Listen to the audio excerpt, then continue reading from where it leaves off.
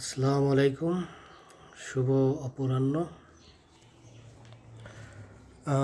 যারা ইসরায়েল এবং ইরানের হামলার বিভিন্ন খবর রাখছেন, বা আমাদের যারা মুসলিম ভ্রাতৃপ্রতিম দেশগুলো আছে, তাদের আচরণ এবং তাদের চরিত্র সম্পর্কে ছোট্ট একটু ধারণা দেওয়ার জন্য আমি এই ছোট্ট একটা ভিডিও করতেছি। আপনারা দেখতে পাচ্ছেন যে ইসরায়েলে বিমান হামলায় ইরানের পরমাণু বেশ কিছু বিজ্ঞানী নিহত হয়েছে এবং পারমাণবিক স্থাপনায় আঘাত এনেছে ইসরায়েলি এয়ার স্ট্রাইক।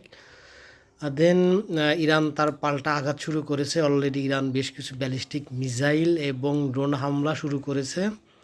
পাশাপাশি সিরিয়া, ইরাক এবং ইয়েমেন থেকেও কিছু ড্রোন ছোড়া হয়েছে ইসরায়েলে আঘাত হানার জন্য।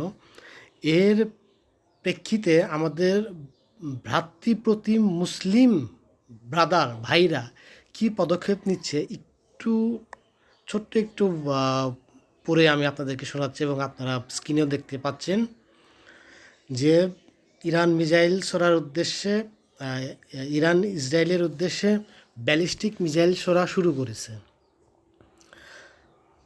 কাতার, ইরাক সহ মধ্যপ্রাচ্যের অন্যান্য দেশগুলো থাকা বেশিরভাগ মার্কিনী যুদ্ধবিমান এখন আকাশে। উদ্দেশ্য ইরানি মিসাইলগুলো আকাশেই ধ্বংস করে ফেলা। হ্যাঁ, এটা ছিল। এর সাথে যোগ দিয়েছে ইংল্যান্ড। ব্রিটেনের এয়ারফোর্সও ইসরায়েলের সাথে আকাশে আছে ইরানি মিসাইল ড্রোনগুলো ধ্বংস করার জন্য।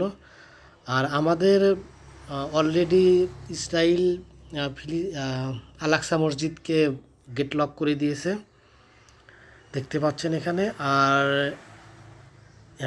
ইয়েমেন থেকেও হামলা হয়েছে। কাতারের অবস্থিত মার্কিনী ঘাঁটিকে রক্ষার জন্য কাতার অলরেডি উঠে পড়ে লেগেছে।